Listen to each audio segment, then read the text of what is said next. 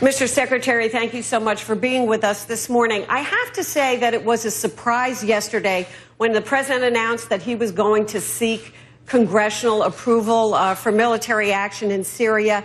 Can you tell us now whether this administration is prepared to act even if Congress votes no? Well, we don't contemplate that the Congress is going to vote no, Gloria. I believe this case is powerful and grows more powerful by the day. I can share with you today that blood and hair samples that have come to us through an appropriate chain of custody from East Damascus, from first responders, it has tested positive for signatures of sarin. So each day that goes by, this case is even stronger. We know that the regime ordered this attack. We know they prepared for it. We know where the rockets came from. We know where they landed. We know the damage that was done afterwards. We've seen the horrific scenes all over the social media, and we have evidence of it in other ways, and we know that the regime tried to cover up afterwards. So the case is really an overwhelming case, but the president really felt very strongly that the Congress of the United States weighing in makes our nation stronger in whatever action we take. But doesn't it worry you that you have put this heavy responsibility on a Congress that is notoriously paralyzed and divided?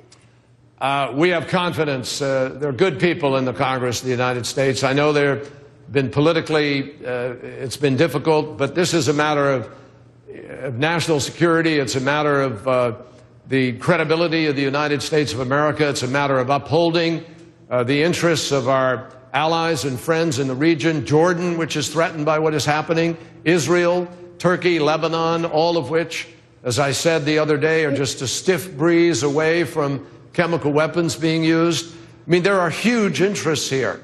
And in the long term, Gloria, you know, what we may or may not have to do if we cannot find a peaceful resolution with Iran, or what we need to do with North Korea. All of these things are part of a continuum of decision-making that is made in foreign policy, and we believe the Congress of the United States will recognize that responsibility and do what is right. But, Mr. Secretary, the head of the Council on Foreign Relations, for example, says that, in fact, President Obama has gone, these are his words, from leading from behind to not leading by going to Congress. He says that it raises doubts about the United States' reliability and determination.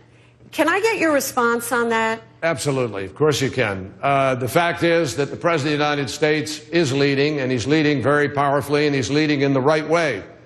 If he didn't do this, I can hear all of the critics saying, why didn't the President go to Congress? Why didn't the President? He could have asked. He had time to ask. It didn't make a difference to the. I mean, all of why these didn't he? arguments But then they could ask, why didn't he go sooner?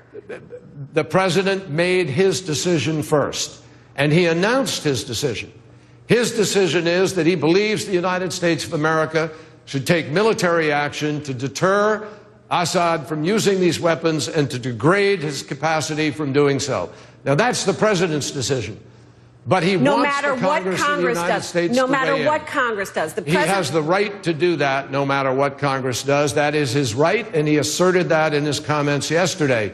But the President believes, and I hope we will prove to the world, that we are stronger as a nation, our democracy is stronger, when we respect the rights of the Congress to also weigh in on this. And since it is not an emergency overnight, as we saw in a place like Libya, where people were about to be slaughtered, since we have the right to strike at any time if Assad is foolish enough to engage in yet another attack, we believe that it is important, before this takes place, to have the full investment of the American people and of the Congress. Well, what are you telling the Syrian opposition now, who was they're clearly counting on military action sooner rather than later, and now it's been delayed? Well, sometimes the wheels of democracy require us to take an extra day or two to provide the legitimacy that our founding fathers contemplated in actions that we take. And I talked yesterday with the president of the Syrian opposition.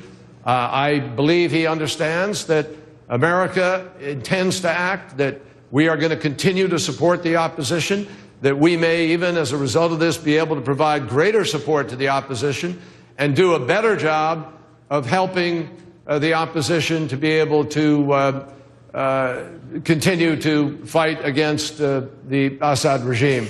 I think that they will be stronger, we will be stronger in the end.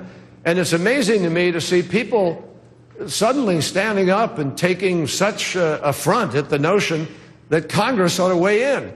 I mean, I can hear the complaints that would have taken place if the president proceeded unilaterally, and people said, well, why didn't he take the time to consult? But, Mr. Secretary, it seems that I think the questions are being raised because it seems that from the onset of this, over the last couple of weeks, it seems that the president was poised to take action sooner rather than later. You came out and said it matters if nothing is done. It does matter, Gloria. None of that has changed. So people are raising questions. Why didn't he decide to go to Congress immediately if it was so constitutionally because important? The president needed to gather the evidence and have asked me and others to make judgments and ultimately to make the case to the American people. Did he conclude that he didn't have enough political support in the country to go it alone that way? Absolutely not. The President of the United States asserted yesterday, that he has the right, and I believe he has that right. But the President made, I think, a very courageous decision. Just because he disappointed some people who thought, without any basis, that he was setting up to go take a strike, doesn't mean that he didn't reserve the right to make the judgment that he made. No decision is made by a president until the decision is made.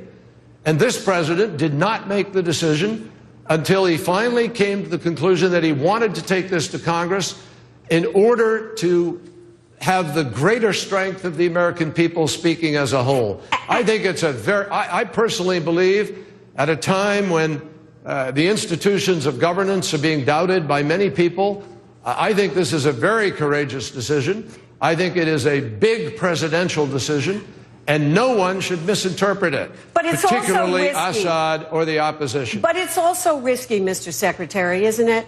I mean, the risk is if Congress were, and I know you don't expect this, but if Congress were to vote no, and then the president were to strike, wouldn't that set up a constitutional crisis? The president has the right, and he has asserted that right, that he could do what's necessary to protect the national security of the United States at any point in time. The president believes that we are stronger as a nation when we act together, the branches of government that are designated with powers with respect to foreign policy. And so the president has made his decision. And he courageously went out yesterday and announced his decision to the nation and the world. He believes that this outrageous attack by Assad merits the United States joining with others to stand up and defend the international norm with respect to the prohibition of the use of chemical weapons. The president announced that decision, and now he has asked the Congress of the United States, representing the American people, to join with him in that decision. Mr. Secretary, and we are stronger as a nation when that happens. Let me ask you about our coalition. When you were running for president in 2004, you said that in Iraq we should not have relied on what you called a coalition of the few. Isn't that what we have here right now? Well, I think we have a coalition of more than a few, but this is a situation that is going to grow as the evidence comes out. That's another reason why the president believes there is a value in going through this process. I've talked with a number of nations who have offered to be helpful. No decisions have been made about what shape that will take, but I believe that there are many. The Arab League has already spoken out. Voices as far away as Japan, New Zealand, Australia, other places have spoken out. I think the world takes enormous affront at this incredible abuse of power, this attack on decency and incredible crime against humanity.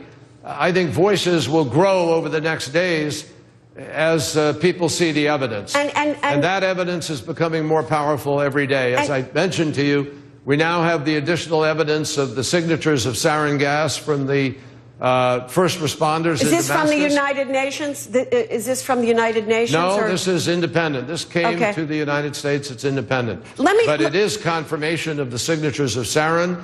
And so the case gets stronger by the day. And I believe the case for action will grow stronger by the day.